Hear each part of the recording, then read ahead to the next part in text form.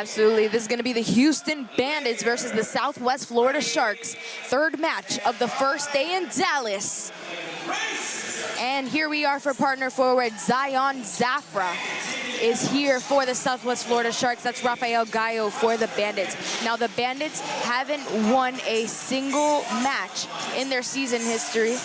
This is their first season as a team. They're led by Sophia Davenport. She used to play for the Brigade, then the Breakers. Now she owns and coaches the Bandits, and she's been doing a fine job, if I might say so myself, on the Southwest Florida Sharks side. I said it earlier, they have not lost a single race this season, let alone a match. That would be impossible. So absolutely crazy showing from them, and I can't wait to see what these teams pull off today. Yeah, it's going to be fun to watch the Sharks. You can already tell just throughout their season that they are a very extremely deep team. So, like, for instance, Kelsey Kill is a wild card today. Right. So, but they, and then you see over here, Blake and Val is actually going to be taking over the first 3 quadrants. It's a lot of volume, but then they're going to have a lone switch at the end to bring in some fresher athletes. That's right. They're ahead almost an entire element. Blake Kidder is already on those thrusters. Olsen just finished up on that heavy rope. Ben Collins is taking over for that barbell. Yeah.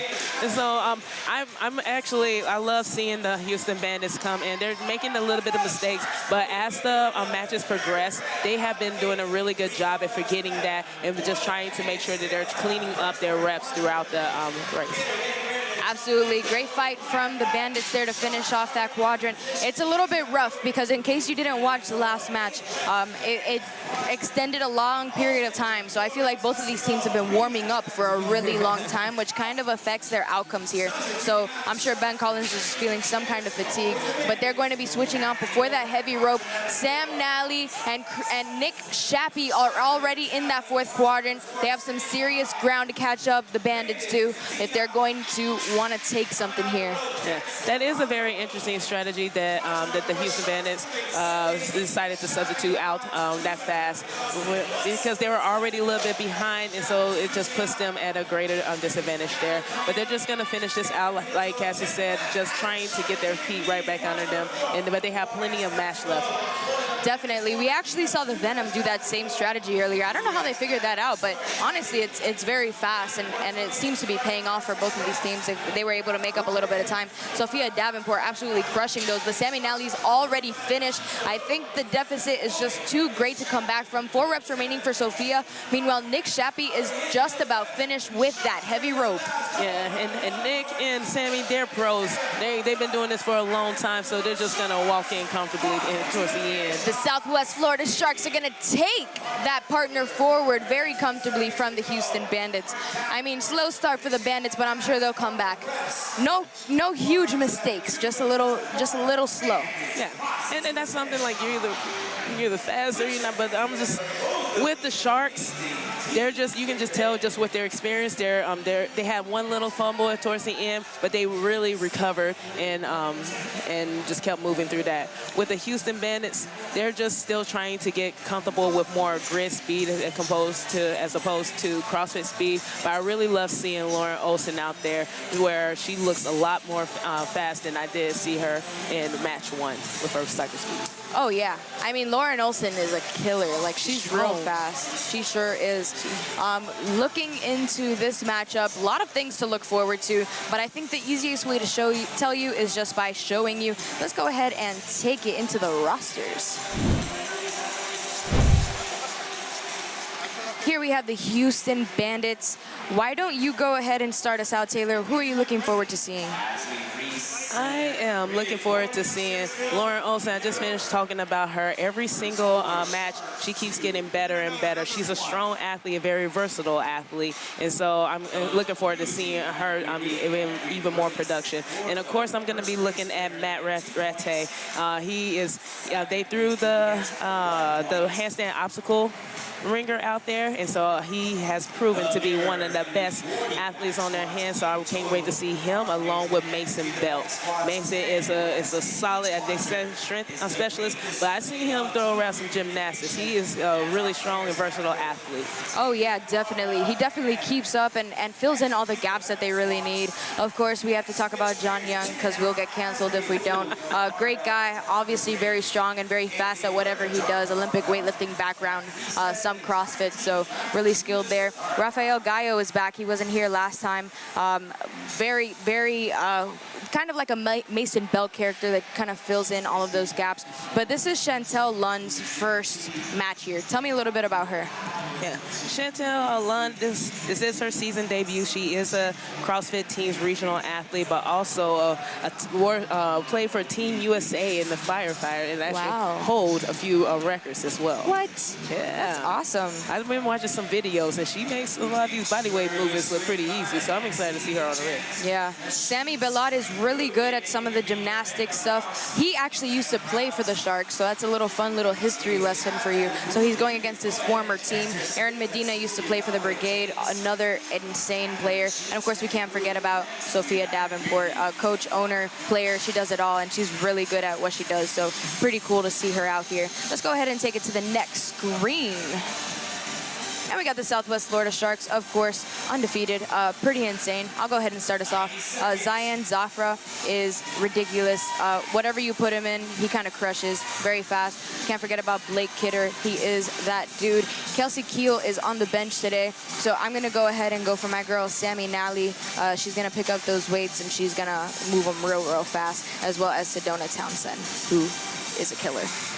When you have a team this and that, it's just like the next person in line. So it's like, who do you want to look at to step up? But of course, I'm going to be looking at Nick Shappy over here, and because he's all over the grid. So him and Sammy, they work very well together. So I'm looking forward to seeing him all over. But also looking at the captain over here, Chelsea Ranieri. Oh yeah, she is just a gymnastics queen. So I can't wait to see her and with the aerials, and also David Black and having him in the ringer point as well too with the burpee backflips. Absolutely. Let's go ahead and see what we can look forward to. This is going to be the mirror. It's going to be back squats. All right, so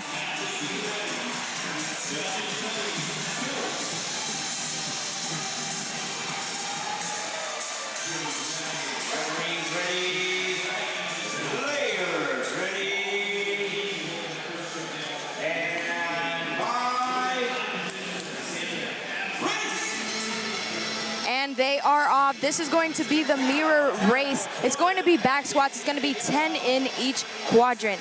Now, the weights are going to be different from male to female. I believe the females have 210 pounds, and the men, if I'm not mistaken, are going to have 315 pounds. I mean, they're going through this very quickly. The Sharks are absolutely crushing this. 1 rep remaining for the Bandits, and they're moving in at just about the same time.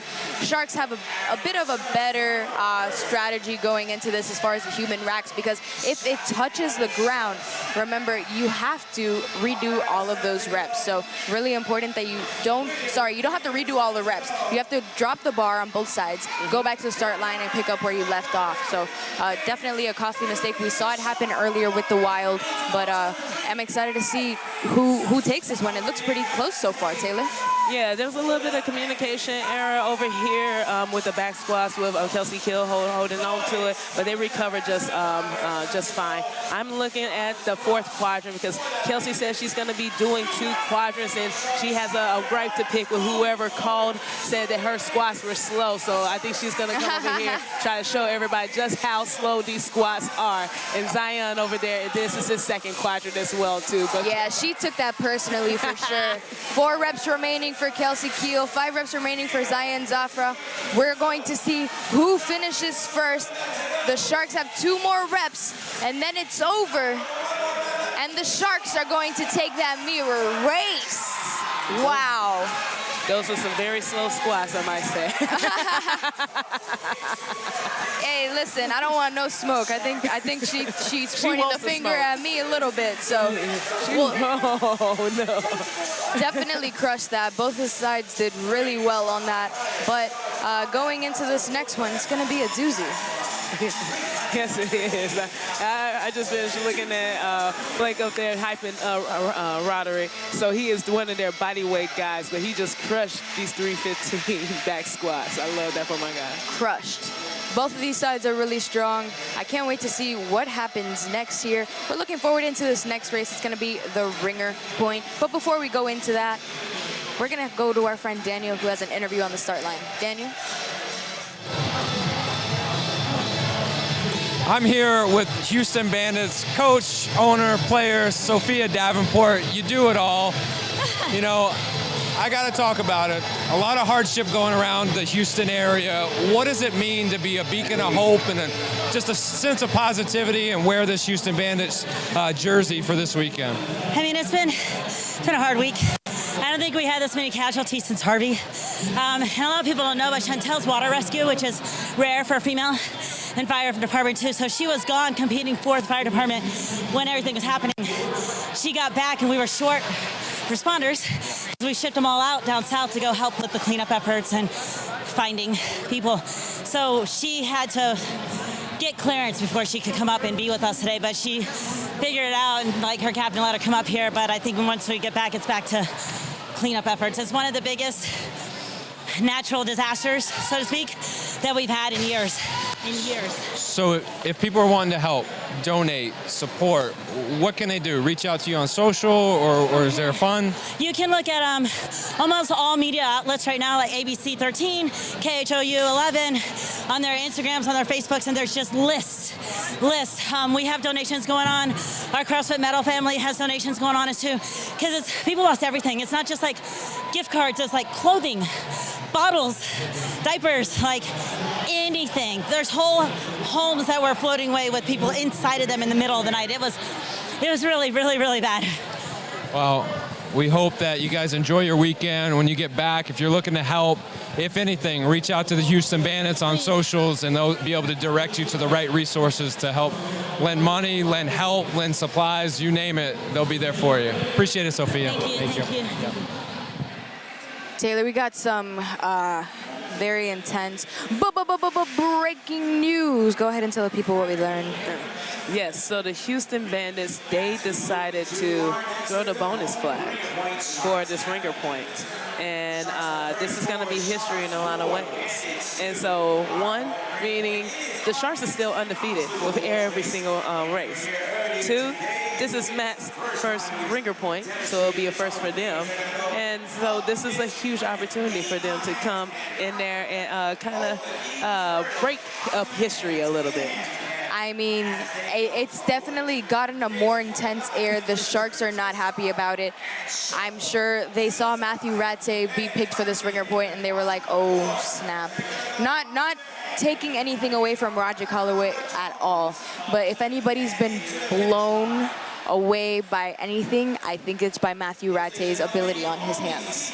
Matt, I'm pretty sure that he came out the room running on his hands. I think he probably would have had to walk on his hands before his feet. So this is going to be fun watching him. But again, what I was saying before, Roderick, he's a vet in this sport. He's been doing this sport since year 2. So like, don't let the thick thighs, long legs fool you.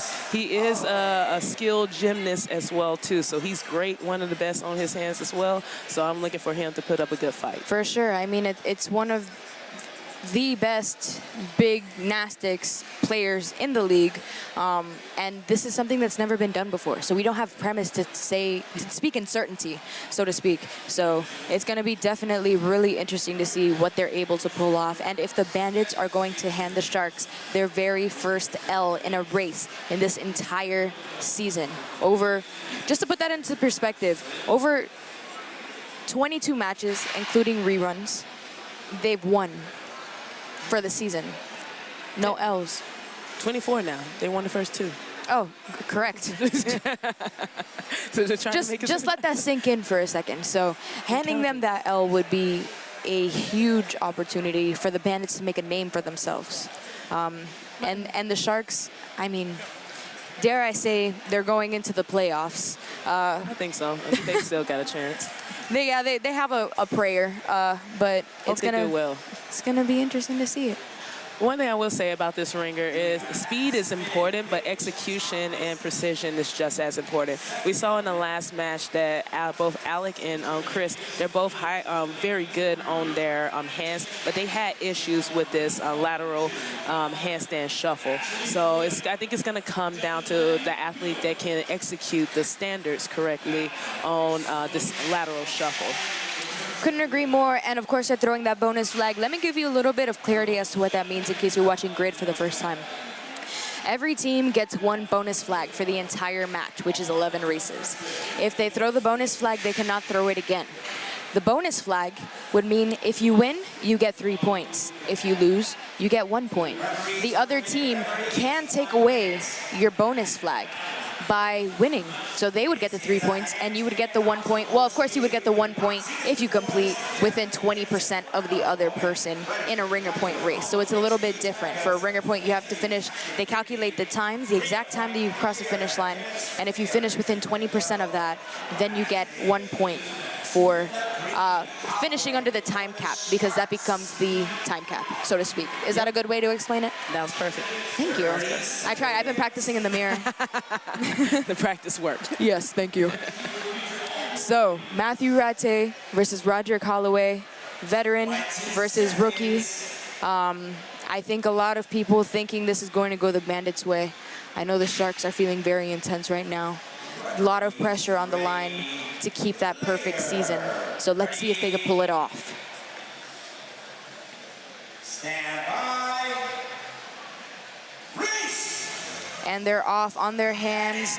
Matthew Rattay already on the ground after that.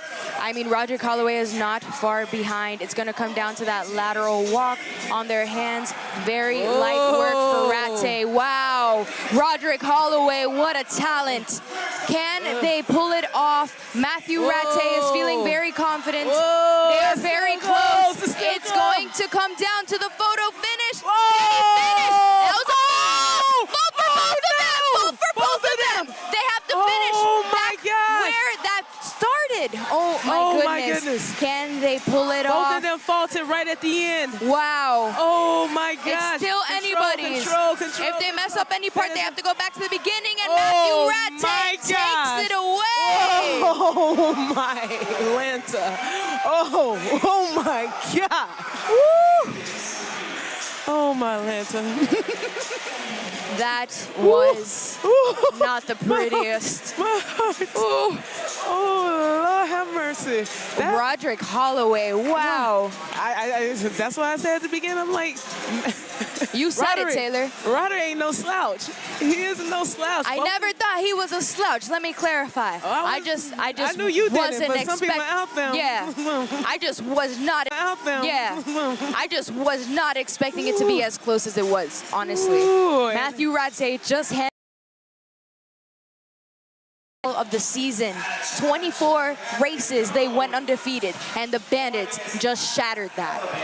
Oh my gosh, I see. Ooh, is that a challenge? Is that a challenge? I see it's Coach in his hand. Fico Gomez brought out the red flag. I don't know if he was just wiping some sweat away or what, but I think he's putting it back. But I think it looked like they thought about challenging it. Oh. They're debating. Sorry, it's happening right in front of us, so we have no choice but to look at them and wonder what's happening. You have to do it within 30 seconds. I'm not sure if they did it already, but we're going to find out in just a second. They have to throw it. They're reviewing it.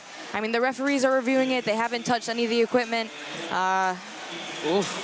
We've seen a lot of recalls today, Taylor. I don't know what the limit is when we have to leave off the grid. But the limit does not exist. You ever watch Mean Girls? I've seen it one time. What? I know, so I can't recall everything. You can't sit with us. I know that one. Okay, all right. All right, I'm going to take it to Daniel, who's going to give us a little bit of clarity on the situation. Daniel? All right, we got a challenge flag thrown by Fico Gomez, the coach of the Sharks. He's challenging whether or not Houston Bandits' Matt Rattay on the last turn on the cone before he crosses the finish line, before two hands get into the finish area, he's saying that he's challenging the fact that he crossed it completely before coming down. Referees are reviewing it. We'll get back to you with the result. Thank you. That's an interesting one, Taylor, and it's a good one. If there was anything to call, it would be that you do have to establish control behind the finish line. Is that correct? Yep. So I actually saw it on their end too, and honestly, that's why I didn't see it on Roderick's side on the first one, but I did see it on Matt's side when he first crossed. When he crossed, he had the hands over, but then his feet fell back into the grid. Yeah. You have to finish with both hands and feet be over on the finish. Wow. They could possibly rerun this. And can I tell you, I want them to. I can say I'm okay with that. Yeah, it was exciting. Might as well. That was crazy. I've never seen anything like that before. They did it with such ease, easier than we saw it done earlier. So, I mean, so we're gonna see it happen. Oh my Something gosh. happen eventually in the world. But in the meantime, we're here. We're looking at the Houston Bandits. We're looking at the Southwest Florida Sharks. But let's go ahead and hear from Daniel what exactly is happening. Daniel? All right, it looks like the referees have made a determination. It seems as though there's not conclusive evidence to show whether Matt Rattay actually did cross or not before coming down. So the ruling on the grid is going to stand.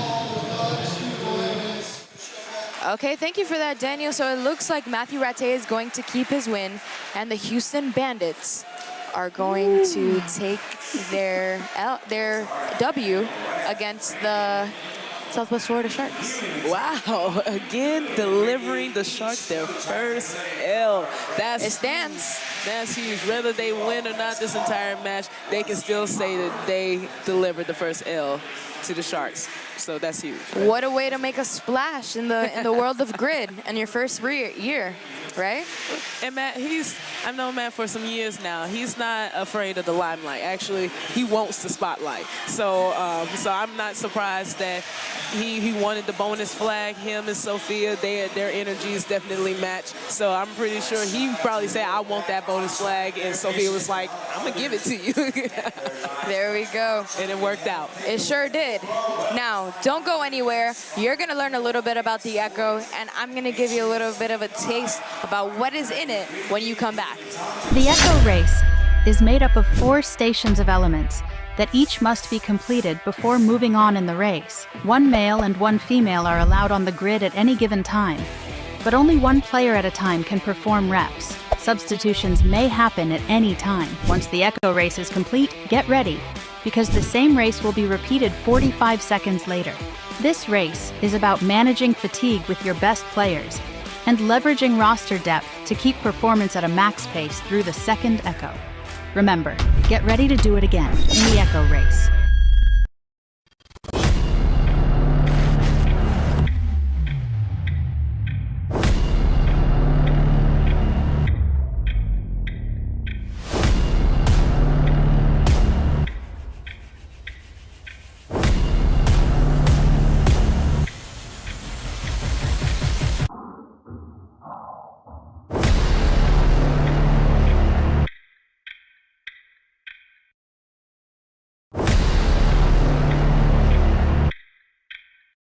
Just landed in Orlando, Florida for the Sharks boot camp.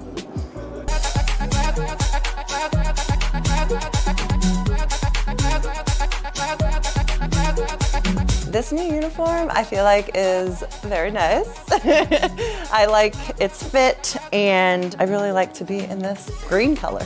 I grew up an athlete. I swam, I played basketball, but my main sport was soccer. Went to college, played 4 years in college, and that's actually when I found CrossFit. CrossFit definitely changed my life. Honestly, if you told me back then I'd be where I am now, I would have laughed at you. I kind of went the team route for a little while. I went to the games in 2018 and 19.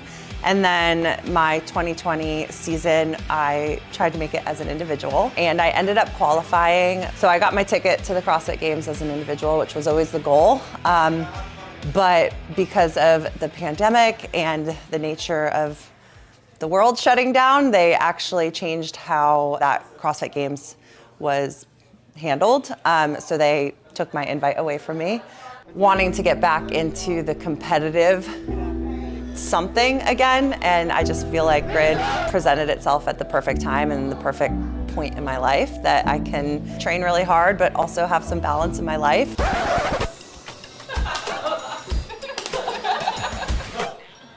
My coach was like, it's like you got signed to the Eagles as a kicker and they're asking how far you can throw the ball. I was like,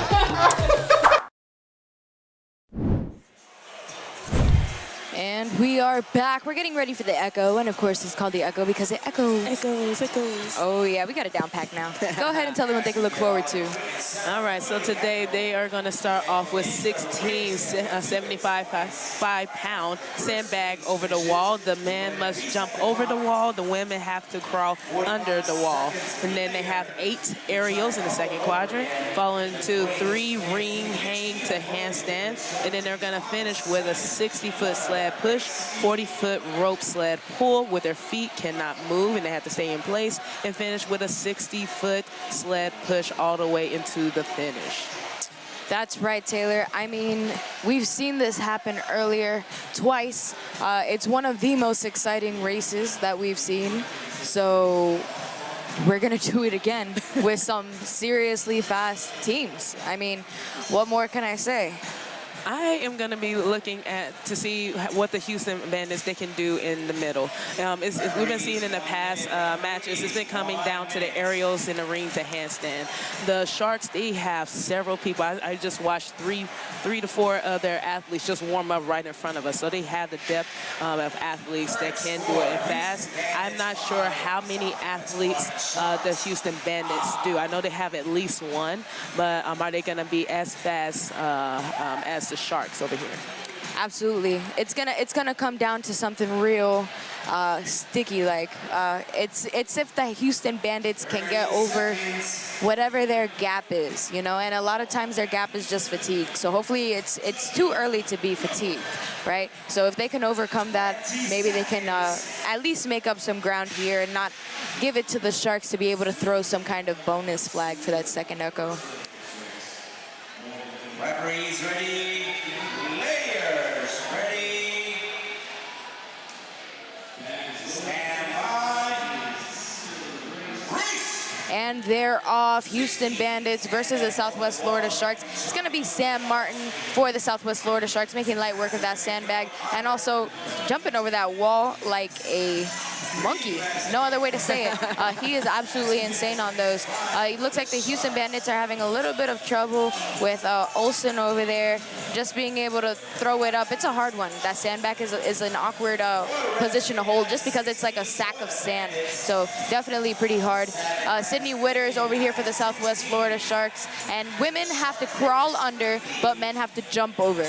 Yeah, you saw Sam Martin did a quick group of this work on the sandbag because he may not be the strongest, but he is definitely the most bouncy out there. So he made that wall look so easy. And so, but the Bandits over here, they do have taller women over there, but you see they're having a little bit of a tougher time than the Sharks, just trying to get it over on the women's side. That's right. The Sharks are trying to finish up their last rep. That's one left and set. Sorry, Quentin Ambrosio is going to start those aerials. Wow, those look absolutely amazing. So good. Sammy Nally, wow. And I thought those looked good. Look at Sammy Nally. What a gymnast. Oh, my goodness. Those might be faster than the ones we saw earlier. Her transition time is crazy. I know, the transition was great. But I don't know. Sabrina still, she did 7 to 8 of them. They were just as fast. That's right. Quentin Ambrosio finishing off that so fast, and that's going to give way for Breezy Lanes to go ahead and start that sled pull. We're looking at Natalie Schneider over there for the Houston Bandits. She's doing those great. We're seeing some amazing aerials, not like last season. This is a whole nother professional ball game, might I say. Man, she really knocked those out. I'm actually very, very impressed. As far as cycle speed, she probably is definitely going to be at the top for one of the fastest in the league. Yo, Matthew Ratte is going to go ahead and finish those ring to handstands. And might I just say, what the Sharks are doing here by pushing the sled into the middle of the grid to make sure it doesn't come off the side was absolutely genius. Breezy Lanes made sure she pulled that all all the way to the side and made sure that wouldn't be in the way for everything that she had to do. Blake Kidder's going to go ahead and finish as best he can for the rest of that, and it's going to go all the way to the finish line. Blake Kidder finishing off his last few. Houston Bandits still have to do that pull before they push to the finish line, and Blake Kidder keeps looking to the side, but nobody's coming for him, and that is a win for the Southwest Florida Sharks. He took it. He took his time in there. He knew that they had a very comfortable lead out there, so instead of wasting unnecessary energy, he was like, I'm just gonna slow march it in here, catch my breath. We got plenty of time. We don't need a rush. So we For sure. For a second, he saw John Young next to him, and he was kind of like, oh, like, should I hurry up? And then he saw that they had to do the pull still, and he was like, oh, I got plenty of time. Ben Collins pushing it to the side. That's why what the Sharks did was so genius. We saw this happen twice before in every single match. So really pushing it towards the middle is going to be the best strategy, and I don't foresee this being a problem in the future because I think everybody's going to steal that play. Yeah, that was definitely very, very smart. The communication with the Sharks was very good, and that was a vet move right there. Because, like you said, you have seen athletes, teams get faulted because the torque had come off. So it's better just to be safe than sorry. You have more wiggle room. Absolutely. The things that Quinton Ambrosio did also were a huge difference maker, but it looks like Roderick Holloway is going to be going in for the Sharks for the second echo. They finished that first echo pretty darn ahead, so we'll see if they could keep up on the momentum, especially using Roderick Holloway, because it made up some serious times. Are we going to see Roderick Holloway do some aerials? I'm sure he can. I'm pretty sure he can, but he doesn't need to. But, Yeah. I'm pretty sure we're going to see him on the rings, though. Oh, sure. So For sure. They are so deep, so you can just rotate through athletes so nobody's getting too fatigued, so that leaves your athletes feeling fresh throughout the entire match. Definitely. It's going to be the same thing. 17 seconds on the clock. They're fixing up that sled, make sure it's behind the line before they go ahead and get it started. Checking all the equipment. Safety and fairness is first, but we're going to find out in just a minute if they can keep up that momentum for Echo 2. And of course, it's called the Echo because it echoes. Echoes. Yeah, we do it again. 15 seconds till the start of Echo 2. Layers ready. Stand by. Race. And they're off. We're looking at Valerie Gunning coming out for the Sharks, and Sam Martin's going to be coming out with her. Valerie Gunning is actually going to start it off. It's changing the strategy. Ben Collins on the other side for the Houston Bandits. Ben Collins is that guy that fills in all the gaps. That's where you need him. He is where you need him to be. Lauren Olsen's going to take up for the Houston Bandits and get started on that crawl. Remember, men throw over, women crawl under. One thing that I do appreciate about the Bandits is that they don't shy away from a challenge. Like, so they know that they are the rookies in the league right now, but they don't care. They got a great batch of utility athletes out there. They got some dogs on there. They just need a little bit more time in the sport, just learning the sport, but they are a talented bunch over there. Oh, definitely. Nick Shappy is crushing these. I mean, he's a little bit shorter than his counterparts that were doing that, but you can't even tell. I like the way that he like shoulders himself in. Yeah, that's real smooth. I like the swag that he does that with. I saw Dakota in the last match from the Venom do the exact same technique where he comes over, he kind of braces himself on the other side. It calls for a little bit more control of a turnover, and that should be very efficient. Here's team captain Chelsea Rainieri for the Southwest Florida Sharks, absolutely crushing these. Rafael Gallo finishes for the Houston Bandits before Natalie Schneider starts over there for them. She is crushing those, might I say. I mean, I've seen her practice those outside, actually. She's like a country girl, so she does those outside, which is pretty cool to see. Roderick Holloway with one more of these to go. Catching it in the lockout. We love big gymnastics. Roderick Holloway is that dude. Breezy Lanes is going to go ahead and get it started, taken over by Blake Kidder. He has to have his arms straight, so he is pushing it into past the third quadrant before they got to pull it back. and then they're gonna push it again. The Bandits are a little bit closer than they were last time.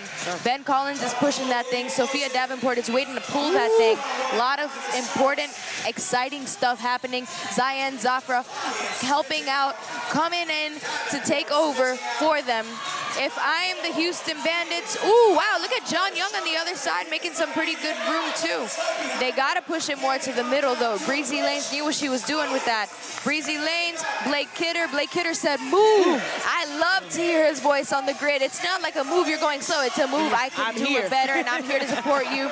Ben Collins trying to catch up on the other side, and it looks like Breezy Lanes and Blake Kidder are going to take it for the Southwest Florida Sharks, but what a way to make up time for the Houston Bandits. Ben Collins is like, watch this. Like, I don't care. I know what it looks like out here on the grid, but we're here to fight. We're not here to get walked over. We're here to fight. So I love seeing that fight. I love seeing that. They are fired up. The Houston Bandits are fired up. I mean, going against a key team like the Southwest Florida Sharks, coming as close as they are, I mean, that's the most that you can ask for right now, especially from a brand new team. It's going to be exciting to see how they can build on this momentum. Oh my gosh, I can't wait till next year. Ooh. Oh my goodness. It's going to be crazy. I mean, there's still 2 more whole days of grid. There's today and tomorrow, so don't miss any of the action. And don't miss this next interview that we're about to see with our friend Daniel on the grid. Go ahead, Daniel. All right, I'm here with Southwest Florida Sharks veteran Nick Shappy. Nick, amazing season thus far, but you still got some work to do. I know you guys circled up in the back before you guys went out to start today's match. What was said? That everybody was coming after us. And even though we're down a lot of people, that we weren't stopping, that we weren't letting anything up. We're gonna compete with who we have and go full steam ahead and let nothing else happen. We knew that we were gonna run into adversity, and we were preparing our minds for it before we got out here. So we're ready to rock and roll. We're not worried about anything. Let's make this thing go. I mean, it's great when you have a really deep and a very balanced team like you guys got. We got the ladder coming up. It's push press. The barbells are back. We're not sandbag and yoking this week. Now, quadrants 1 through 4, you gonna clear it today? I'm gonna clear this ladder. I haven't missed them this year, and that's the first time it's happened. And even though there's been a lot of adversity, like I said, we're here to push through it like nothing's wrong and nothing's bothering us. So 4 bars. I'm looking forward to seeing you in quad 4. I'll give you a high five when we're done, man. I appreciate the time. Good luck to y'all. Thank you very much. Yeah, appreciate it, Nick. What a great interview. Thanks, Daniel. Thanks, Nick. Well, I don't want you to go anywhere because we're getting ready to do some strong and heavy stuff. We're about to get educated on the ladder. Right after your education, I'm going to tell you what's on it. Be right back. The ladder consists of 2 rows of 4 stations of a strength-based element, 1 row for males and 1 row for females. The weight increases as you move down the grid. Teams send out 1 player at a time, alternating male and female, to perform the designated lift for the match format.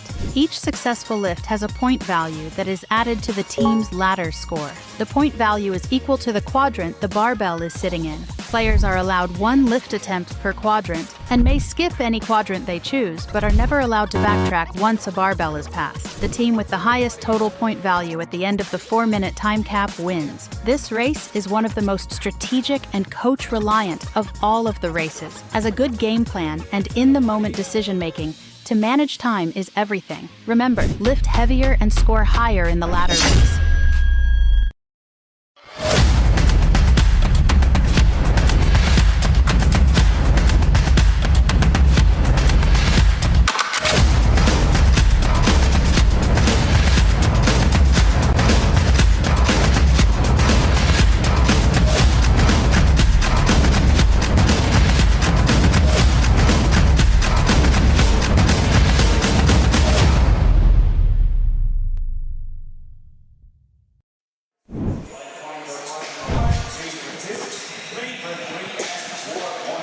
And we are back. This is going to be the ladder. Taylor, go ahead and tell them what they can look forward to specifically. All right, we have the push press ladder where the man's weight is going to begin at 225 pounds, and it's going to increase to 250 pounds, 275, and then a 300 pound in that 4th quadrant. Where the women's weight, it starts at 140, and it goes 160, 180, and a very light 200 pounds for the women. So with this, you'll find out that whatever bar that you hit in that corresponding quadrant, you'll get credit for that point. For instance, if you hit the bar in quadrant 1, you get 1 point. If you hit the bar in quadrant 4, you get 4 points. So each athlete has the opportunity to get 10 points for their team. That's right. And if you win by more than 10 points, the other team does not get credit for finishing under the time cap, because we do have a time cap rule. So the Sharks have not lost a ladder, excuse me, in I don't know how long. But definitely something to look forward to as far as the Sharks go. But the Houston Bandits definitely have something to prove here. I would like to also add that the Sharks in match 1, they came very close to having a perfect ladder, which has never been done before. And there was a no rep by one of the athletes on there, which would have allowed them to have a perfect score. So they got a lot of strength on their side. So the Houston Bandits just have to hold on, make sure they just hit every single bar and stay within that 10-point differential. Definitely. We're going to see how this shakes out now. It's going to be one person at a time moving down the grid. Let's see it. Referees ready. Players ready. Stand by. Race. And they're off. We're looking at Aaron Medina coming out for the Houston Bandits. Breezy Lanes coming out for the Southwest Florida Sharks. One thing that I really like about a Sharks ladder is how fast they go through it. They don't walk up to any bars, because there's nothing that grinds my gears more than someone walking up to a bar in a ladder. There's nothing worse than you can do. You gotta have some hustle in your step, right? Exactly. And then it also depends on what your max is and everything, because you don't want to come up to the bar too tired and then you rush it, but you still definitely want to have a little bit of pep in the step, because you have to make sure you're trying to get all 10 athletes in. Absolutely. You could be using that time to set up instead of walking to the bar. So you run to the bar, you set up properly, and then you got to do what you got to do. Zion Zafra's coming out for the Southwest Florida Sharks. Can he make that 4th bar? Of course. Ooh, that's an easy ladder clear for Zion. Probably one of the fastest ladders in the league. Yup. He does have the fastest ladder score, I believe. Lauren Olsen also just cleared the ladder over here. I think the Sharks are going for that perfect ladder. I think the Sharks have something to prove. They just got handed their first L, and I think that they're feeling it, and they are not happy about it. Sydney Witter approaching that 4th bar. Can she hit it? Yes, she can. I just saw Blake Kidder smacking himself before going up to the bar. He is hyping himself up, as he should, because he wants to do this as quickly as possible. This referee better move it or lose it, because Blake Kidder is not waiting for you. He's about to hit that 4th bar. Can he hit that fastest one? Very nice and easy. For the Bandits, that's going to be Avery Jesmer. Great push press from her, if not a little bit of a harder clean. Is she going to try for that 4th bar? She sure is. Kelsey Keel. Welcome back, Kelsey Keel. We saw her earlier, but she is back now. She's playing a bit of a smaller role in this match compared to last. But Avery Jesmer is going to get out of there. Kelsey Keel is going to clear that ladder. Yeah, I'm going to bring it back, because I see the head judge, Brendan, talking to Blake, because on the last one, he did kind of push jerk it. So I don't know if he got credit for that last one. Oh, interesting. We'll see if they give him credit for it at the end. We see the people's champ. Roderick Holloway, there we go. John Young, can he clear this ladder? It's going up.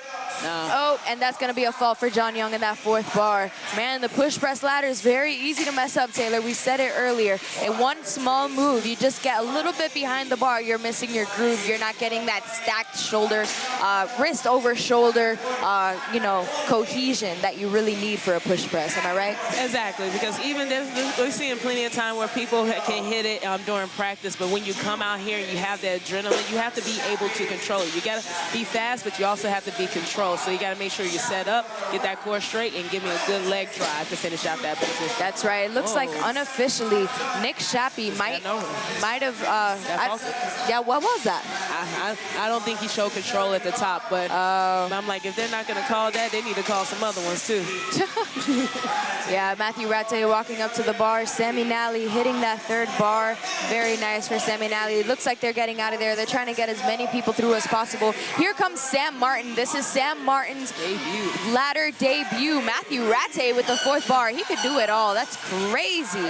Sam Martin, this is very first time on the ladder. They were saying don't expect too much from him, but he is making his ladder debut. That's a second bar win. Can he do that third bar? Looks like they're just giving him his time to do that because they have a comfortable margin here. Sam Martin, 13 seconds. Can he hit that push press? He better hit it because it looks like he wasn't supposed to, and that's a fault for Sam. They're giving him his opportunity to shine. This is his first time in the ladder. He's a bodyweight specialist. Quentin Ambrosio was making it look like he was about to run in too. He's like, oh man, no more time for me. I saw you, Quentin. What happened, Quentin? What happened? You were right there, right there. I was excited to see Quentin on there. Right? Great showing from both of these teams. Unofficially, it looks like the Sharks comfortably took that one, but we're gonna go ahead and get the scores tabulated here and find out what exactly the score is, because of course we just mentioned, if you win by more than 10, then the other team does not get their one time cap point. Yeah, so the Sharks, they're just strong. They're just strong. They're just strong. So I think they definitely sent out all the heavy hitters at the beginning. They cleared pretty much almost every single quadrant, and then towards the end, then they kind of had a little bit of fun with it. So I think that they probably won this pretty comfortably, but we'll see if the Bandits did enough to keep them within that 10-point differential. Yeah, I mean, it's really exciting to see people go down the grid and get into that, but with the end of a ladder, of course, brings a new ringer point.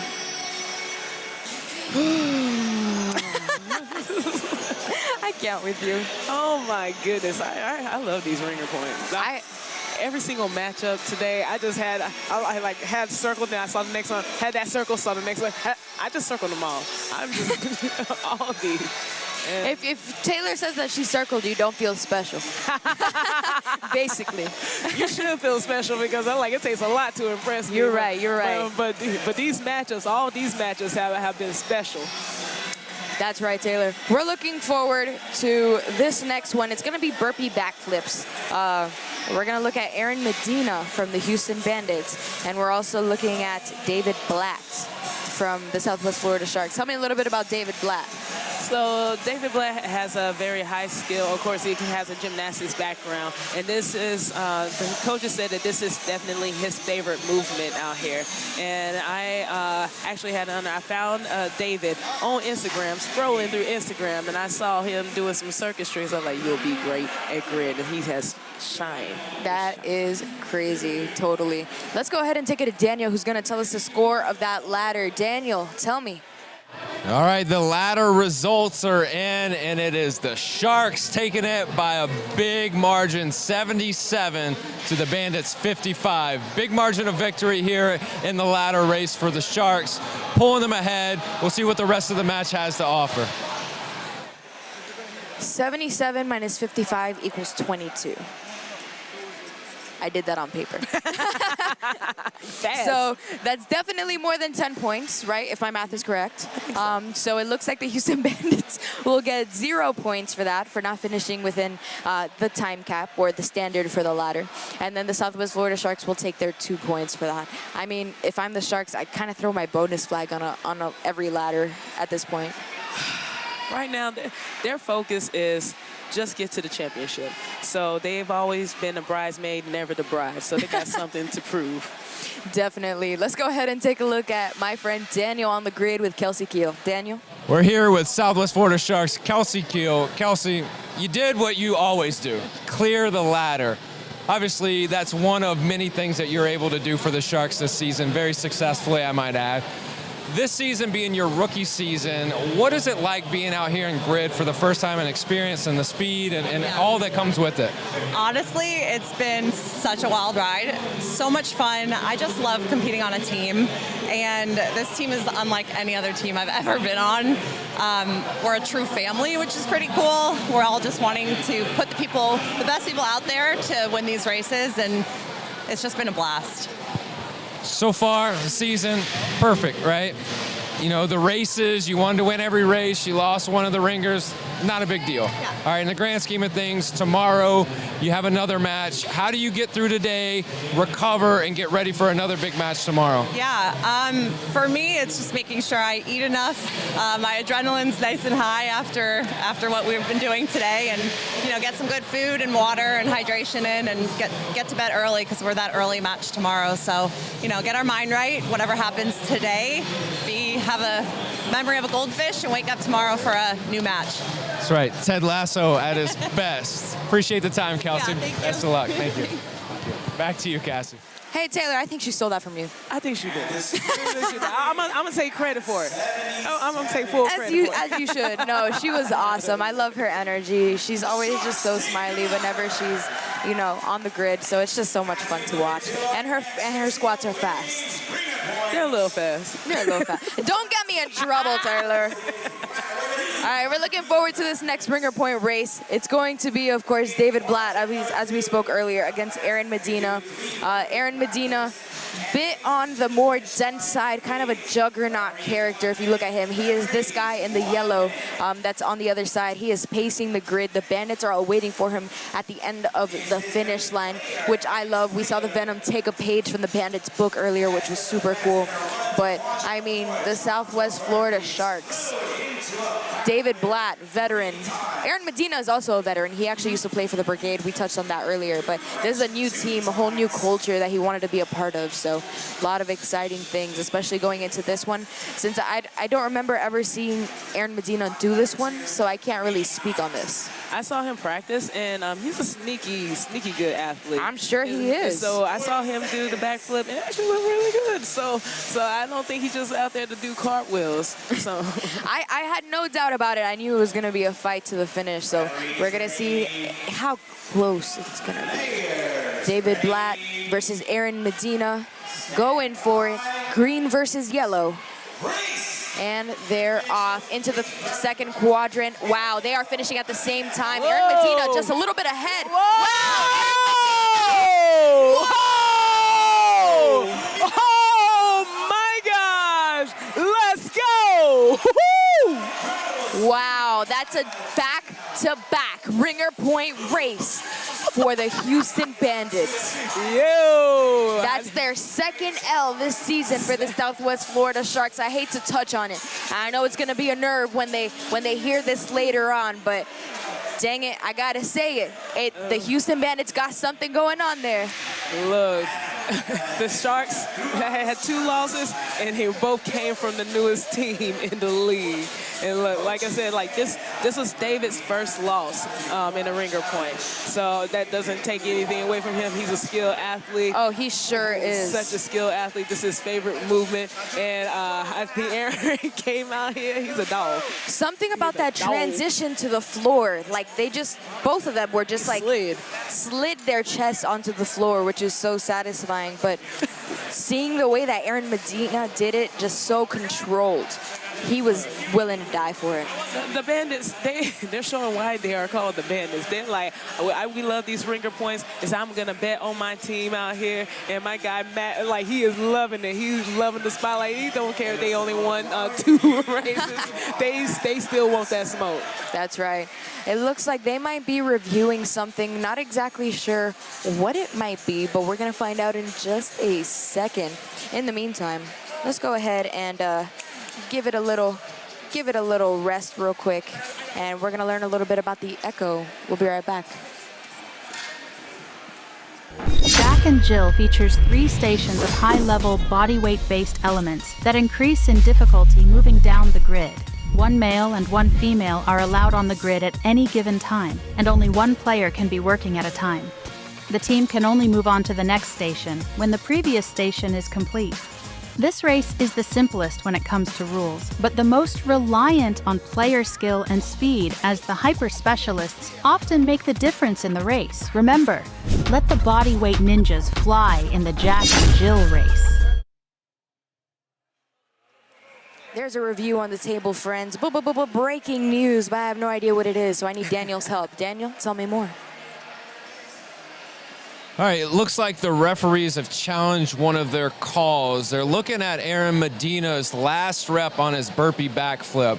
What's supposed to happen is his feet are supposed to hit the ground before going into the burpee, but it looks as though he may not have had both feet on the ground before going into that burpee. They're going to review it. They're going to take a look at it. We'll be back with a ruling here in just a second. Ooh, that's an interesting one, Taylor. We said they were just pancaking on the floor, so we'll find out. If you ain't trying, if you ain't cheating, you ain't trying. That's right. I'm not saying that that Aaron was cheating, but look, this sport is fast. Yep. You're just trying to move fast, and my guy did exactly what needed to be do. He knew he was going up against a very strong and athletic and bouncy David Black, and so but he came in there. He looked aggressive. I think he definitely surprised a lot of people. So we'll see if they have to rerun it. That's right. And I misspoke earlier. We're going into the Jack and Jill next. We already did the echo. I just feel like I've seen so many echoes all day. I just keep wanting it to echo. We have been doing so many reruns. Honestly, you weren't really wrong. It may be an echo. It might have been. I don't know. If they have to run it back, then it may be an echo. Truly. But we'll find out in just a second. Daniel's going to give us the skinny as soon as we find out. But there's still a review on the table. Behind the scenes background on the United Grid League, get here at the live events. Right now, the head ref is... Go ahead and comment down below where you're watching from. I know there's a lot of John Young fans in the comments. I see a lot of tacos, but not a lot of other engagement. Tell me where you're from. Is your favorite food actually tacos? What do you eat where you're from? I'm from Miami. We eat pastelitos and Cuban coffee. Cuban coffee. I'm serious. We gotta find out. If you know anybody in the Dallas area that has Cuban coffee for tomorrow, please let me know. Let our sister know. We'll take the sponsorship. I mean, we'll just take the coffee. I mean, we just want to drop it off. We will gladly take it. What do they? Where you're from, Taylor? Let the people know. Oh man, currently I am living in Jersey City, New Jersey. Well, shout out JC Fit. So I'm up there where I love the summertime, but I can't stand that cold weather. Oh man, it is so cold everywhere except for where I live. So they were like, oh, be careful, like Texas is so hot, and I'm like, I'm from Miami, so I don't know what to tell you. Actually, literally, I don't know what to tell you. I think I'm good with the heat. Yeah. So. We're still waiting for the review, friends. I'm gonna be honest with you. We're just out here vibing. People from Vegas, people from Canada, people from Germany, I think, Belgium. So a lot of fun stuff. Keep on commenting where you're from. UK, shout out Jason. I know he wants to be here. Jason, he would be here if he could be. Look, we got to figure out a way to get Jason here. Shout out Jason, man. Someone sponsored Jason to come to a grid match. Maybe Champs in Orlando. That'll be a good one. Yeah. Jason, you got to wear your suit. He has to wear his suit. You have to wear the suit.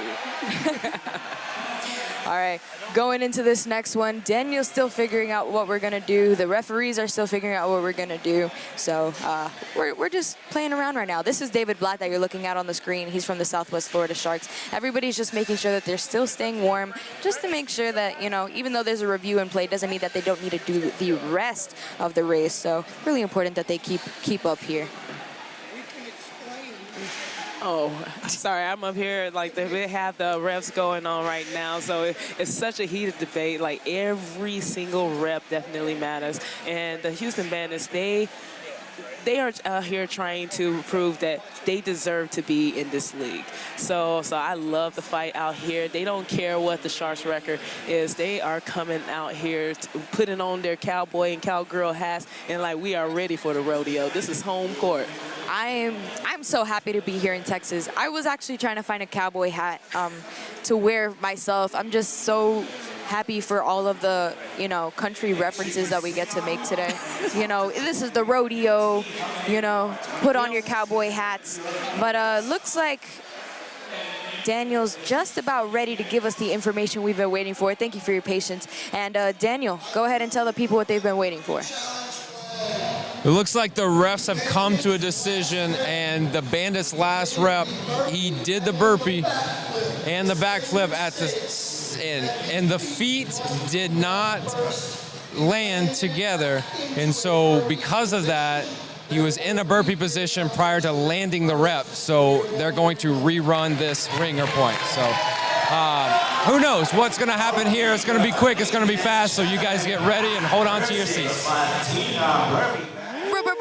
Rerun. I'm just gonna start doing that. We've done it so many times today that I just really need something to look forward to. I think that's gonna be my catchphrase that I'm implementing. Rerun. Look, What do you was think? right before. It was like echo. It really was an echo. Yeah, exactly. I knew it was gonna You had echo. a vision. Feel me? I feel you. You're so good to me. Well, we're about to watch this happen again. It looks like the Sharks are waiting for David Blatt in the finish line this time as well, because nobody was there for him the first time to catch him when he fell into that barrier. So I'm glad his team is here for him this time. It's going to be Aaron Medina once again against David Blatt. And they are going head to head. And they are going to see who wins here. David Blatt made that misstep last time. I don't think that he's gonna let it happen again. Aaron Medina better be on his P's and Q's and dotting his I's and crossing his T's and, you know, crossing his fingers and his toes and all of those things, because you can't count on another mistake from the Southwest Florida Sharks. Will the Houston Bandits hand them their second L, and will it stand? Let's see it. Stand by. And they're off. David Blatt, Aaron Medina landing at the same time once again. They are crushing it, making who's gonna take it? It's the sprint. Who was it? Still the same. Still the same. Aaron got it again. He made sure his feet touched. Was that Aaron Medina again? Aaron got it again. Wow, David Blatt on that sprint was something from a Hallmark movie. Oh man, that was definitely much tighter, a lot closer. Both of them, I think Aaron actually landed just a half a second faster, and both of them kind of slipped in there, but Aaron got up and just full charge. I mean, I think David Blatt has a career, you know, he's a runner, he's a track star. I mean, that was crazy. Oh, but man, the Houston Bandits call stands. Second L of the season for the Sharks. Do we count that a third? Third L? Because I will, if you want me to. Okay, of course, Taylor. Cement, I'm like, 3 times. I'm like, Taylor's trying to get us in trouble. We're gonna get some angry texts later. I'm like, no. But the Sharks fans are gonna come for us. But the Bandits looking happy. I'm sure they are, you know, going after something as, you know, ambitious as that. So it's gonna be a good time. We're going into this next Jack and Jill race. I'm gonna educate you one more time, just in case you missed it, and we'll be right back. Don't go anywhere. Jack and Jill features 3 stations of high-level body weight-based elements that increase in difficulty moving down the grid. 1 male and 1 female are allowed on the grid at any given time, and only 1 player can be working at a time. The team can only move on to the next station when the previous station is complete.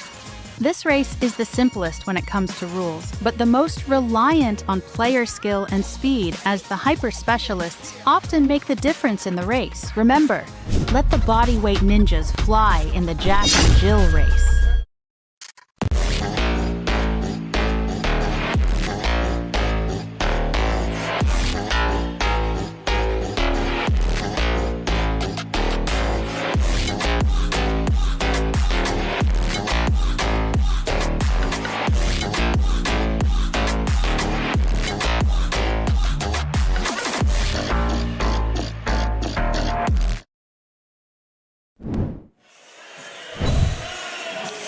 And we're back. We're getting ready for Jack and Jill, bodyweight specialist versus bodyweight specialist. What more can we say? But Taylor, go ahead and tell them what they can look forward to, please. All right, for today, we have 20 pullovers in the first quadrant, and then they're going to go into 10 L-sit to handstands, and then they are going to finish with 5 L-sit med ball to a 12-foot rope climb. The caveat is that they're going to have a 6-pound medicine ball in between their legs while holding that L position.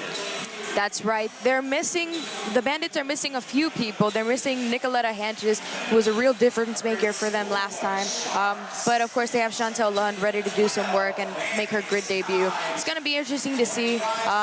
Somebody else wasn't able to make it from the Sharks. Oh, Dana Paran. She wasn't able to make it. Her flight got canceled, so I'm sure she's watching from home. Shout out to those 2 players who are missing from the grid today. But the teams that they do have, the Bandits, after such a season, they must be ecstatic. It's going to be Jack and Jill, bodyweight specialist versus bodyweight specialist. Sam Martin is coming out, and he's going to touch it first. He's doing some pullovers, looking more like baby giants. Those are so fast. Chelsea Rainieri, team captain, ready to wait in the wings to do her own. Sam Martin, though, wow. I mean, those are so fast. Woo! Mason Belk on the other side, big gymnastics. Taylor Krippner ready to come in as well. It's hard to waterfall these, but Chelsea Rainieri is doing an excellent job here of just keeping it up, and everybody's just kind of been transitioning out real clean-like.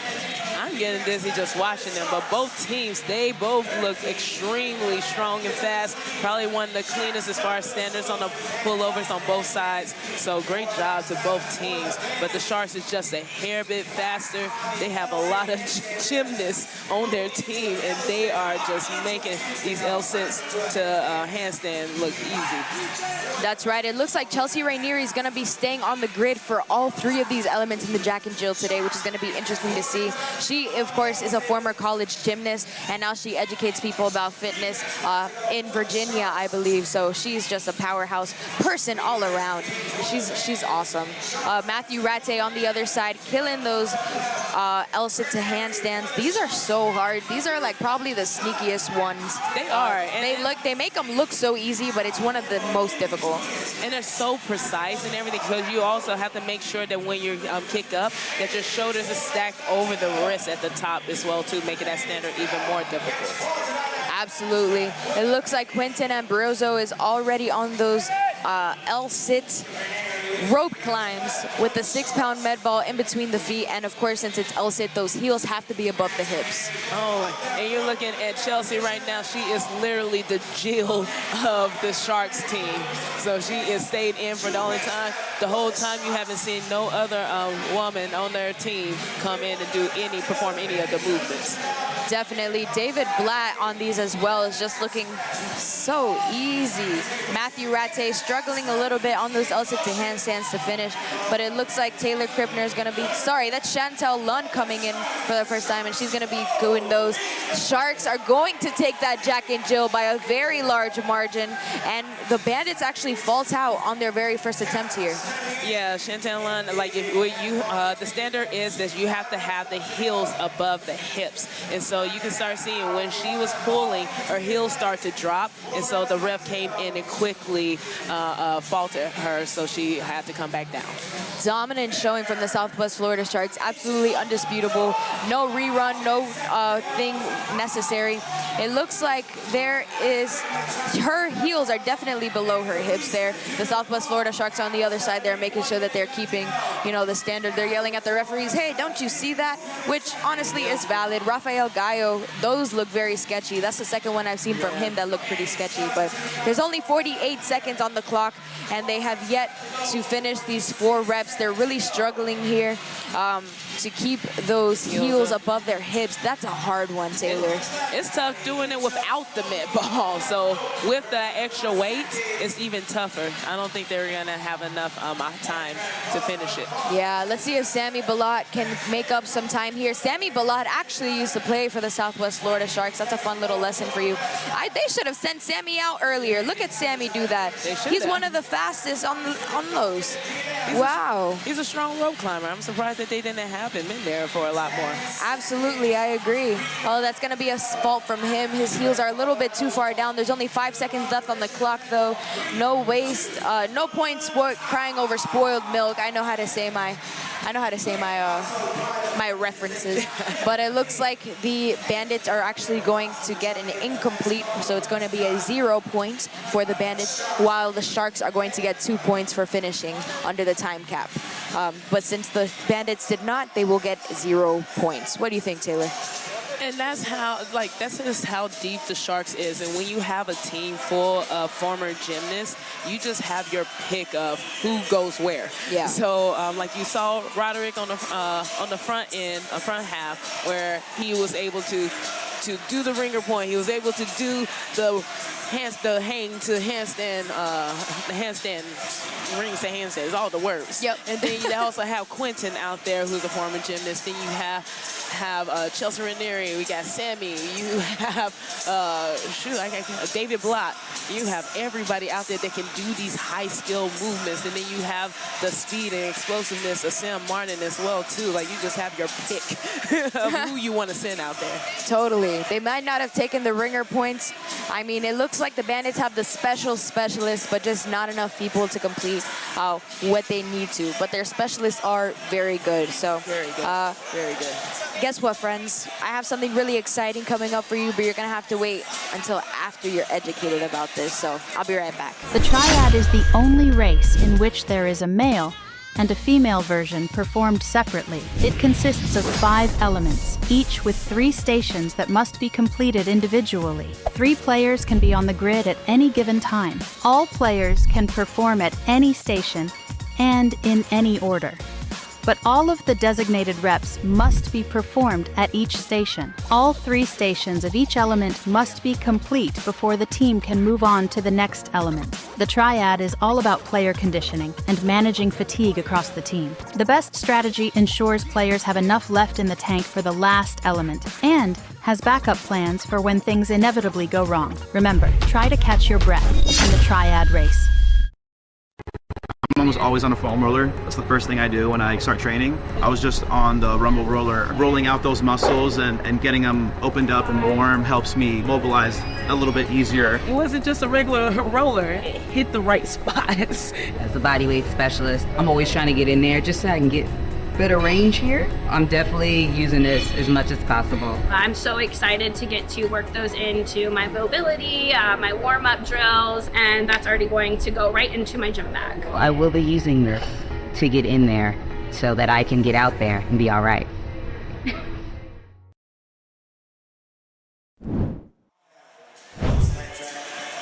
I promised you excitement, and I'm going to deliver, friends. We're looking at the female triad. Go ahead and tell them what they can look forward to. All right, so they're going to start off with a 20-foot rope sled drag. The women's weight is going to be 135 pounds. Then they're going to move on to 20 heavy rope jump ropes with the diameter being a whole 1.5 inches.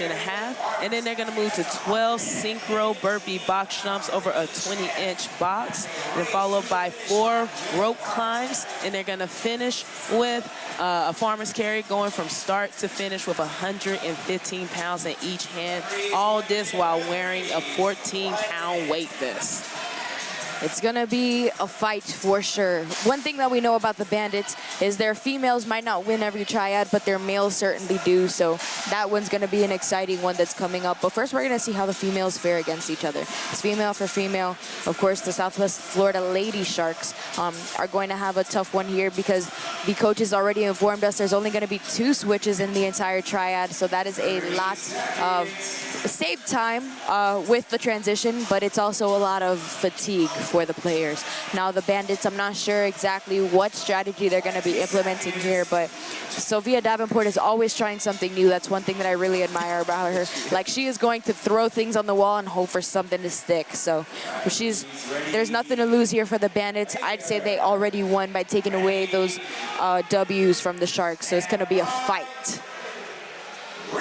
And they are off. Southwest Florida Sharks versus the Houston Bandits. Ladies for ladies. We are looking at Sammy Nally, Chelsea Rainieri, and Sedona Townsend for the Southwest Florida Sharks. For the Bandits is going to be Sophia Davenport, Colleen Carey, and Ariel Swan. Now, Ariel actually used to play with Sophia Davenport on the Breakers. Thank you.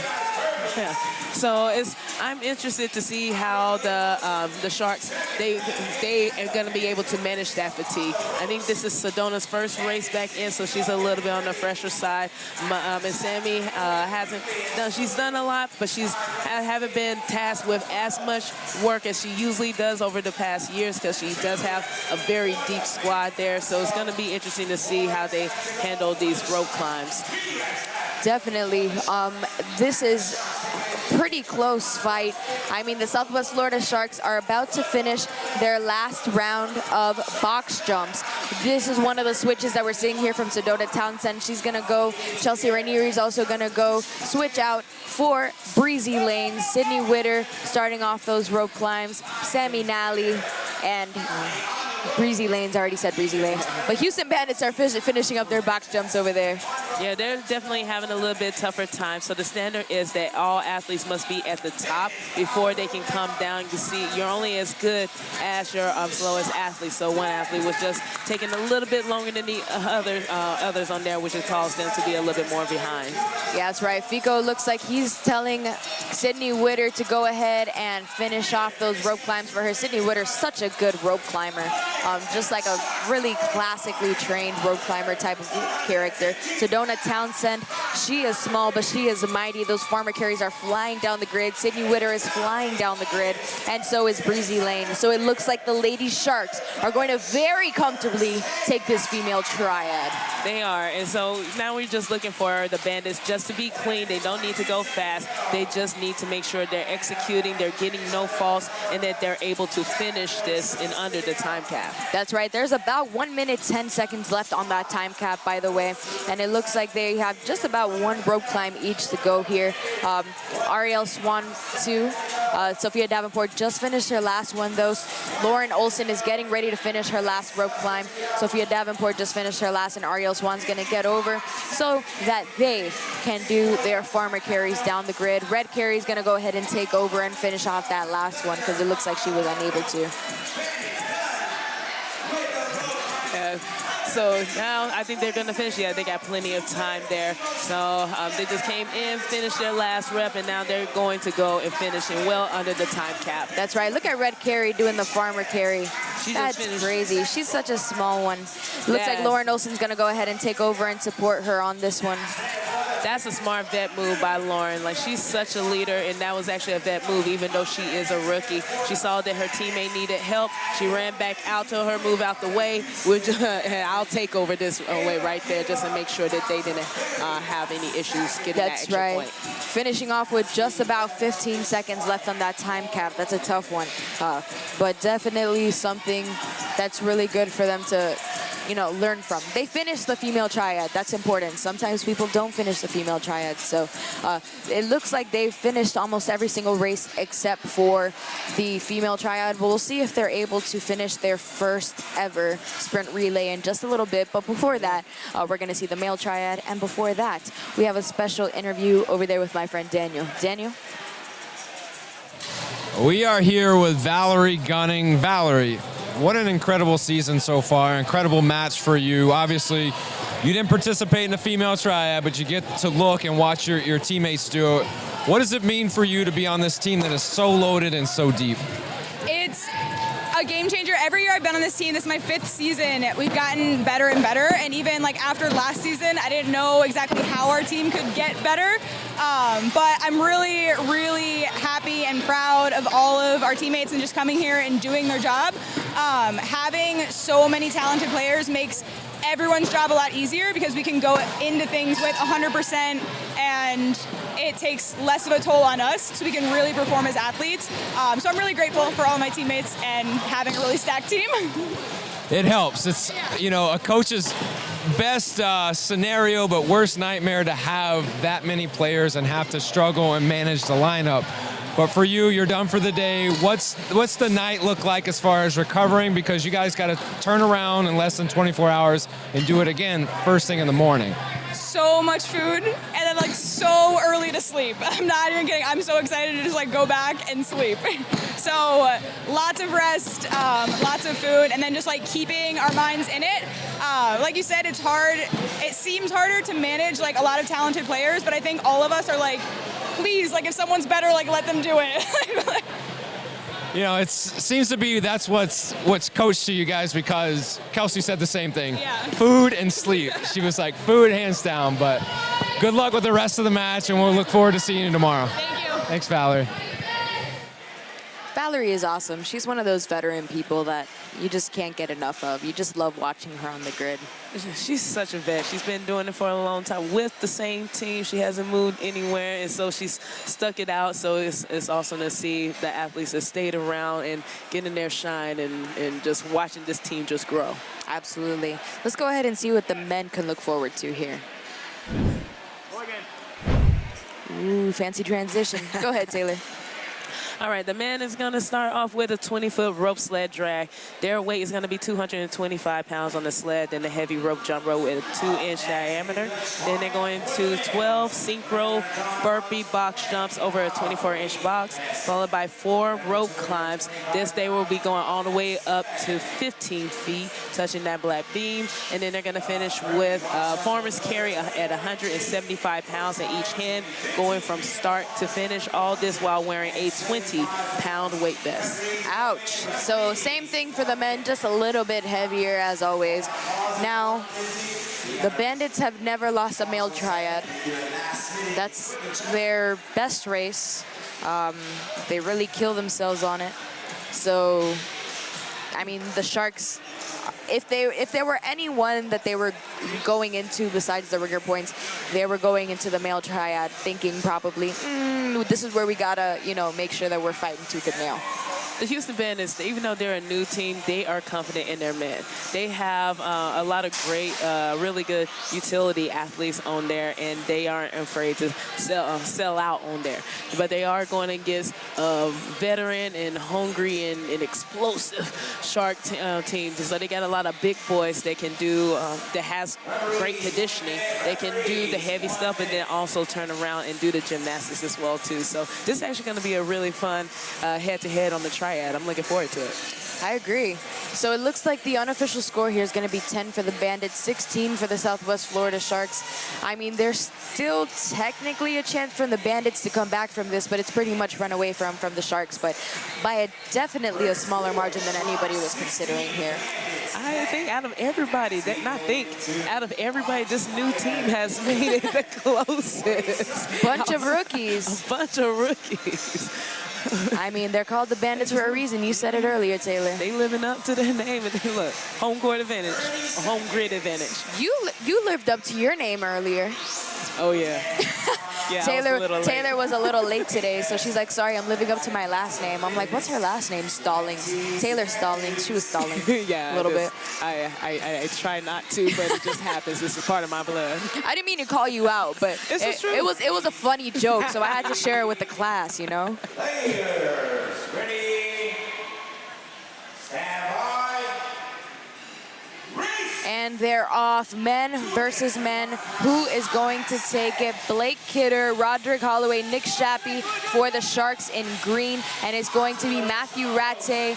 That's Mason Belk. And now it's Sammy Bellot over there for the Houston Bandits in the yellow. Sharks have a significant lead here. They're going to make fewer transitions. Blake Kidder is going to get out of there, and he's going to be tagging out for someone else. Nick Shappy and Roderick Holloway making their way over to the boxes with David Blatt right behind them, because that's definitely who you want on those rope climbs. Matthew Rattay is waiting for his friends over here, and they have to do them synchro. So remember, you have to land at the same time, not necessarily get on the box at the same time, but you all have to touch your feet on the ground at the same time. Sharks are looking like a very well-oiled machine over there. Yeah, you can definitely see to tell that the Sharks done this before. They did this last year, so they already understand the synchronicity and everything. They're flowing. They got great rhythm over there. But the Bandits don't look bad at all. Even though this is their first time doing it, they look good. They look comfortable. Great communication. They just got there a little bit later than the Sharks did. Definitely. It was just about 1 rep behind, but it looks like Rafael Gallo is going to be going onto those rope climbs. Little mess up with the hook on the feet, but the Sharks definitely started ahead here. Man, I'm up here looking at Sam Martin. He is up here doing legless rope climbs, and he's on his 3rd rep. He's like, okay, I guess I use my legs now. But He is a powerhouse. With the weight vest. He's doing with the weight vest. That's 20 pounds of extra weight that he didn't have before, so definitely interesting to see that. Blake Kidder, for such a big guy, also making very light of those. David Blatt is going to be tagging out because the next thing they got to do is get that farmer carry all the way down the grid. We see that drone up there actually hanging out there with Sam Martin. I'm sure it's going to be a cool shot later. But it looks like Nick Shappy, Roderick Holloway, Blake Kidder have taken away the one thing that the Houston Bandits had under their belt, and that was the male triad. And the Shark men are going to shark it. Oh, man. Like, the Bandits didn't do bad. It's just one thing I've been seeing just being on the sideline watching the Sharks is their communication. Yep. Like, they communicate so well on the grid, and that's what a vet team does. Like, you hear the athletes calling each other, like, I got it, or one more to help, and then Fico's on the sideline, like, pointing out, and they're listening and they're responding, and you have to have that cohesiveness. Definitely. I mean, I keep on saying I mean, I don't mean to, but I mean, the Southwest Florida Sharks are that team. They're the team that they've been saying that they are, the team that everybody knew they could be, and they're proving it this season. So we're going to see just how they fare in that sprint relay, but the Southwest Florida Sharks are going to take this match. It's pretty much run away from them at this point. The Houston Bandits, an amazing showing against such a dominant team, though. Look, I said it earlier. The Sharks have something to prove. Their whole on Instagram, their whole little mantra has been like blood in the water. They said that the year before and the year prior, but I'm like, I think it's personal now. Like, they always been a bridesmaid, but never the bride. So they've been wanting it. They've been close several times, but they never been able to cross the line. They lost last year in a heartbreak against the Atlanta Wild. So of course they got that. It's very personal. I definitely know that feeling of being so close, but then losing it at the end. And my team went back the next year, and we went undefeated and won our first championship. And so that's what they're looking to do. So they're not going to stop until they win that. Couldn't have said it better myself, Taylor. I'm going to go ahead and throw it to my friend Daniel on the grid for someone who takes it very personally. Daniel? All right, we got Blake Kidder here. Blake, you just finished up the male triad. No burpee box jumps today. No. You got to be thankful for that. Yeah. But we see you doing a lot of work. We all know strong, very gifted athlete. But one thing that people may not see is a moment where, you know, in Jack and Jill, you go to David Blatt and you say, hey, man, you still got it. You're the man. Because coming off that ringer point race, you could see somebody get down on their confidence, but someone like you steps up. What does it mean to have like that leadership and that motivator role on a team like this? Man, ABC, I've said it for years, adversity breeds champions. I truly believe what David experienced today makes him a better athlete tomorrow. Just being there and be able to help a young athlete check into his gift, focus on what's next, and then watch him go out there and respond, take on a little bit more of the volume that he was expecting to because he wanted to do more. I mean, it's just, you can't ask for anything more. You just watch David Blatt develop in front of your eyes. One of the layers that you bring to this Sharks team that makes them a competitor for a championship. The big question is, you got sprint relay. Is there a barbell with 330 pounds with your name on it? Not today. I've got a female athlete that may actually deadlift more than half the guys on the team. Right. So. Well, it's going to be interesting. It's going to be fun to watch. Good luck with the rest of the match. And, hey, recover, and we'll see you tomorrow. Yes, sir. Appreciate it. Thank you, guys. Appreciate it. It's Blake Kidder, everybody. Blake Kidder is not everybody's cup of tea, but can I tell you, he's one of my favorite characters on the grid. humble guy, very competitive, very in the moment, whatever it may be, but afterward it's so much love. And I actually saw him lead his team in prayer before the match, and everybody was just so emotional after that, and you could tell it's just such a family. It was really cool. Man, I've had the opportunity to watch Blake grow in this sport, and I remember when I first saw him step on the grid, I went up to him, I'm like, sir, you're made for this sport.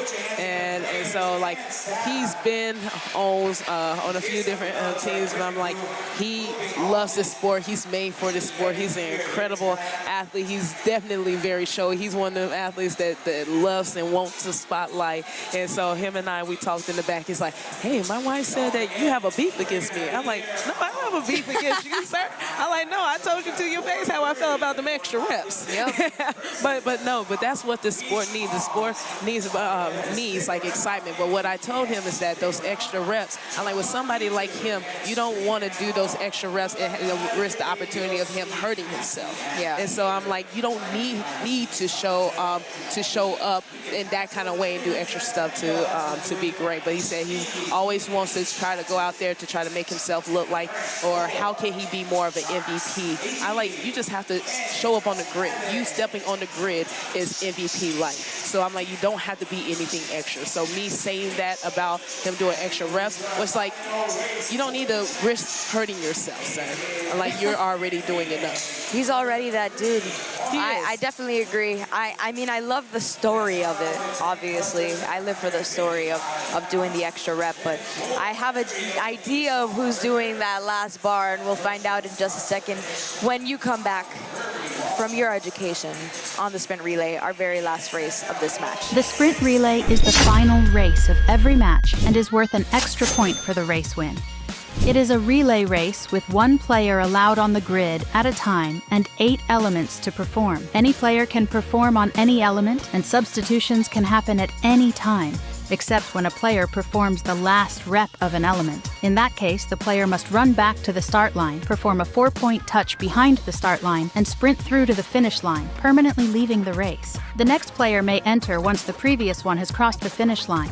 The only exception is the distance element that ends at the finish line with no sprint back required. The catch is, 4 men and 4 women must finish the 8 elements. The sprint relay is a great balance of strategy to decide which players in what order are the best combination, along with clean and well-executed elements by the players, to lead to the best race outcome for the team. Remember, 4 men and 4 women must finish the 8 elements in the sprint relay.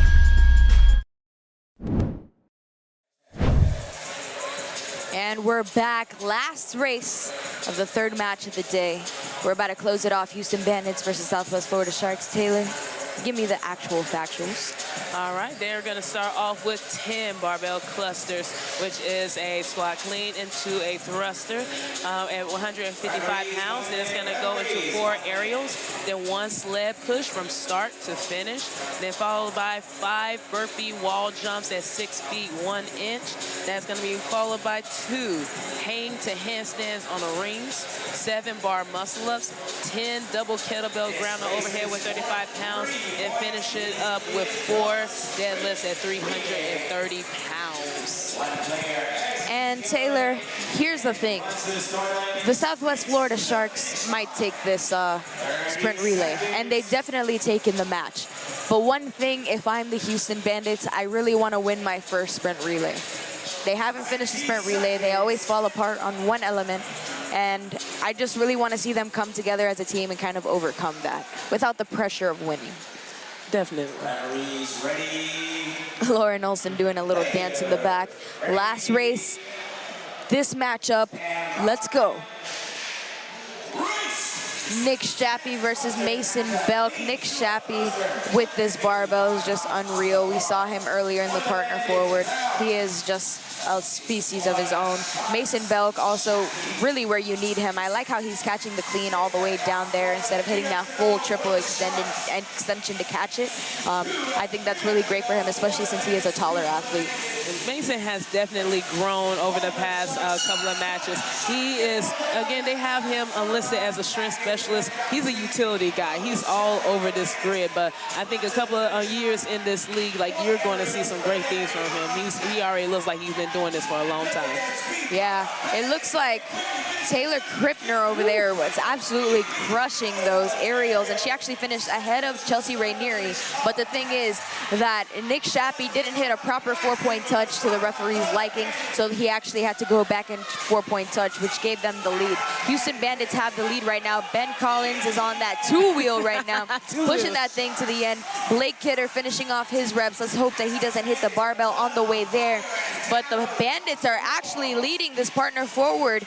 Rafael Gallo is already over the wall on his first one. Sam Martin has some time to catch up with here. They better go, because Sam, like, you saw him crushing the Echo. Yep. And he is fast and explosive. Probably one of the fastest burpee explosiveness there. And I think he may have caught up just a bit. Yep, he did. He closed the gap. Rafael's gonna have to move. He's gonna have to move. You guys definitely see it. Rafael Gallo going to the end. Sam Martin, runner, he's a track star. David Blatt is coming out. Matthew Ratte actually to the rings first, but who can hit them first and finish it off? David Blatt was able to just go into the second rep without that little swing, and that's gonna make up some time for them as well. Matthew Ratte sprinting to the finish. David Blatt sprinting to the finish. We already know what the deal is here. Whoa, this is close. This is close. Sammy Nally getting onto the bar right behind Ariel Swan, who actually used to play with Sophia Davenport on the breakers. They're just about neck from neck here. They're gonna have to make up some time. Can this be the Houston Bandits sprint relay that changes the course of history for them? And the Bandits already won 2 ringer points. They said they want to make it really, really count in one of these races. So it is close. We saw how it came down to these kettlebells ground to overhead in the Venom against Brigade. Let's see if it's going to be the same thing. That's right. Sedona Townsend is absolutely slinging those kettlebells. That's crazy. And so is Sophia Davenport on that other side with the kettlebells. They're just about rep for rep. The Sharks were able to gain a little bit of a lead. 1 rep remaining for the Houston Bandits, and they are going to have to keep it up here, friend. That is absolutely insane. It's time for some heavy barbell slinging. The one, the only, Sydney Witter. She can deadlift 500 pounds. Most of the men on the team, 315 pounds on the bar for Sydney Witter. And the Sharks are going to take this sprint relay. But for the very first time, the Houston Bandits are going to finish a sprint relay. Amazing showing from both of those teams. It was down to a hair to the very last moment. If I am the Houston Bandits, I am ecstatic. If I am the Houston Bandits, I'm wearing that as a badge of honor on my chest. One of the most dominant teams in the entire league for the Southwest Florida Sharks. They absolutely crushed it, and they're showing why they had blood in the water there. Oh man, I love that with the Bandits. It came down to the bar muscle ups. Sammy was just a hair bit faster on the Sharks, and it was just done from there. So once you get Sydney Witter on the barbell, she made that barbell look like 135. That was awesome.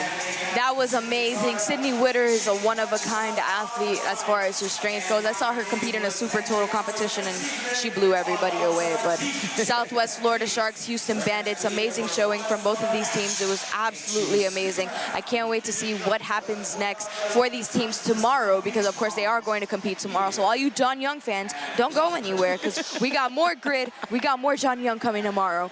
But for now, I'm Cassie Martinez. And I'm Taylor Stallings. And we'll see you in just about 45 minutes. Don't go anywhere.